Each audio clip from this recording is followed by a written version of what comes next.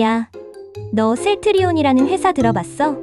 요즘 사람들한테 제약바이오 하면 떠오르는 회사가 몇 개 있어. 삼성바이오로직스, SK바이오팜 같은 대기업 계열사들이지. 근데 그 사이에서 독립적으로 커온 기업이 하나 있어. 바로 셀트리온이야. 이 회사, 이제는 우리나라 재계 서열 22위에 올라있을 정도로 성장했어. 그냥 중소제약회사 하나가 아니라 진짜로 재벌 그룹 수준이 된 거지. 근데 그 성장 스토리가 꽤 흥미로워서 오늘 한번 제대로 파헤쳐보려고 해. 셀트리온의 창업주는 서정진이라는 인물이야. 원래는 대기업 샐러리맨이었어. 삼성전자에서 엔지니어로 일했고 이후에는 대우자동차에서도 근무했지. 근데 IMF 외환위기 때 대우가 무너지면서 실직을 하게 돼. 이때 서정진은 40대 초반의 나이에 백수가 된 거야. 대부분의 사람 같으면 재취업을 고민하거나 생계부터 걱정했을 텐데 이 사람은 달랐어. 뭔가 큰 걸 해야겠다고 생각한 거지. 그때 서정진이 선택한 분야가 바로 바이오시밀러야. 들어보긴 했어? 바이오시밀러는 기존에 개발된 바이오 의약품을 복제해서 만든 약을 말해. 우리가 흔히 말하는 복제약이랑은 차원이 달라. 화학약품은 구조가 단순해서 비교적 복제가 쉬운데 바이오 의약품은 살아있는 세포에서 만들어지는 거라서 복제하는 게 정말 어려워. 기술력도 필요하고 시간도 오래 걸리고 실패할 확률도 높아. 쉽게 말해 돈이 어마어마하게 깨지는 분야야.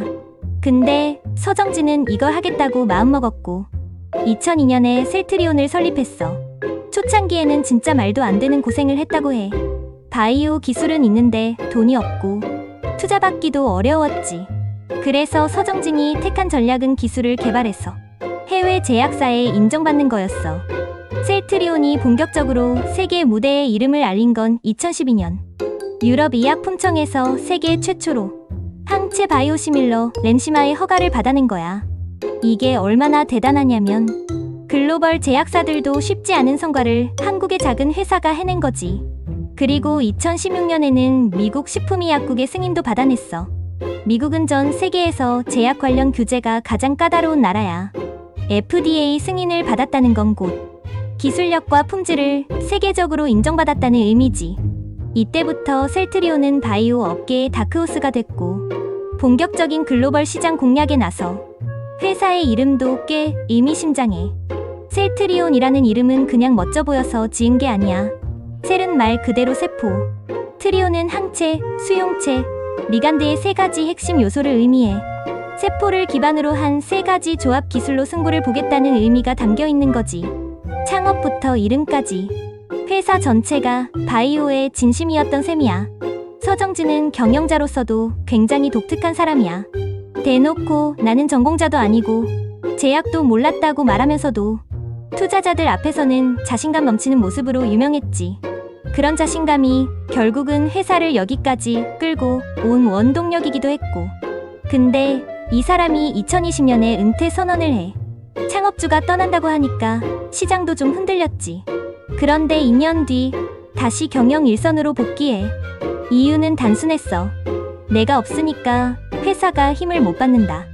내가 다시 나서야겠다는 판단이었던 거야. 복귀하자마자 단행한 게 셀트리온 삼형제의 합병이야. 셀트리온, 셀트리온 헬스케어, 셀트리온 제약. 이 세 회사를 하나로 묶는 거였지. 이건 단순한 합병이 아니라 글로벌 경쟁력을 키우기 위한 큰 그림이었어. 개발, 생산, 유통을 아예 셀트리온 안에서 수직 계열화해서 컨트롤하겠다는 전략이었지. 이렇게 되면 의사결정도 빨라지고 리스크 관리도 쉬워지거든. 셀트리온이 재계 22위까지 올라온 건 그냥 우연이 아니야. 대부분 제약회사는 연구만 하거나 아니면 생산만 하거나 혹은 유통만 해. 근데 셀트리온은 처음부터 끝까지 직접 다 해. 신약 기획부터 임상, 생산, 글로벌 마케팅, 수출까지 모든 과정을 자체적으로 진행해. 이게 바로 셀트리온만의 경쟁력이야. 또 하나 주목할 만한 건 코로나19 팬데믹 때 셀트리온이 보여준 반응 속도야. 정부 지원도 있었지만 항체 치료제를 세계에서 가장 빠른 속도로 개발했어. 물론 최종적으로 상업화가 크게 성공하진 못했지만 기술력과 생산 능력을 전 세계에 어필하는 계기가 됐지. 특히 국내 언론뿐 아니라 해외에서도 셀트리온의 기술력에 주목했어. 단순히 한국 기업이라는 이유가 아니라 진짜 경쟁력 있는 바이오 기업으로 본 거지. 물론 셀트리온이 늘 순탄했던 건 아니야. 투자자들 사이에서는 주가에 대한 논란도 있었고 회사의 IR 정보 제공 방식이 불투명하다는 비판도 있었어. 게다가 서정진 회장이 워낙 거침없이 말하는 스타일이라 가끔은 시장에 혼란을 주기도 했지. 예를 들어 시가총액 100조 원 만들겠다는 식의 발언이 기대감을 부풀리면서도 실현 가능성에 대한 의문을 낳았던 적도 있어. 그럼에도 불구하고 셀트리온은 한국 바이오 역사에서 절대 빼놓을 수 없는 회사야.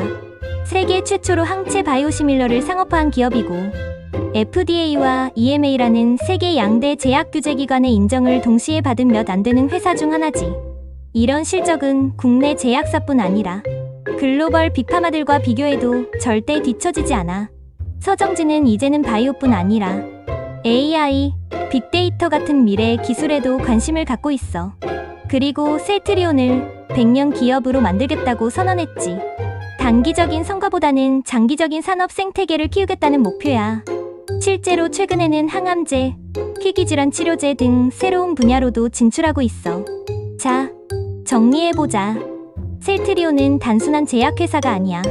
IMF 실직자에서 시작한 창업자의 도전 정신, 세계 시장에 도전한 기술력, 그리고 거침없는 합병과 성장 전략까지.